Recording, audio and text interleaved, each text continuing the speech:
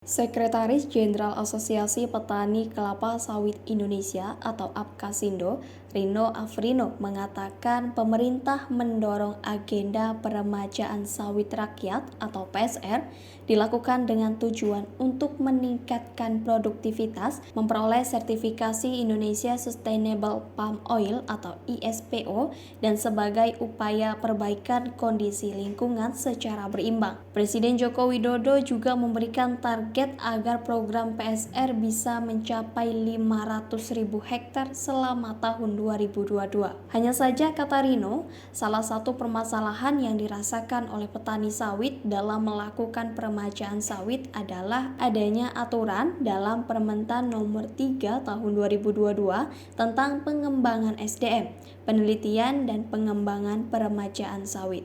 Ia mengatakan aturan itu menyatakan petani sawit yang ingin ikut melakukan peremajaan harus tidak berada di kawasan hutan dan kawasan lindung gambut. Rino menilai aturan ini menjadi momok bagi petani sawit lantaran kebanyakan petani sawit menanam sawit justru di lahan marginal. Ini juga menjadi momok yang luar biasa bagi petani sawit, karena kita tahu bagaimana namanya petani selalu meletakkan sawit di lahan-lahan marginal, tidak di lahan yang super subur tapi marginal.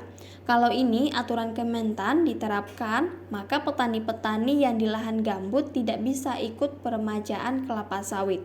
Ujarnya dalam Kompas Taks permasalahan dan upaya meningkatkan kesejahteraan petani kelapa sawit yang disiarkan virtual pada Kamis 1 September 2022. Tentu ini akan mengancam karena peserta yang ikut dalam peremajaan sawit kesulitan, padahal mereka penyumbang dana terbesar kelapa sawit untuk Indonesia, penyumbang ekspor, penyumbang devisa, padahal terancam karena tidak ikut peremajaan sawit, sambungnya.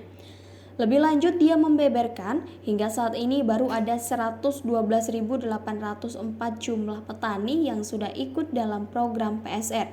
Sementara tren realisasi program PSR ini dilakukan menurun mulai dari tahun 2020 hingga 2022. Sementara total dana yang disalurkan oleh BPDPKS untuk program ini mencapai 6,87 triliun rupiah.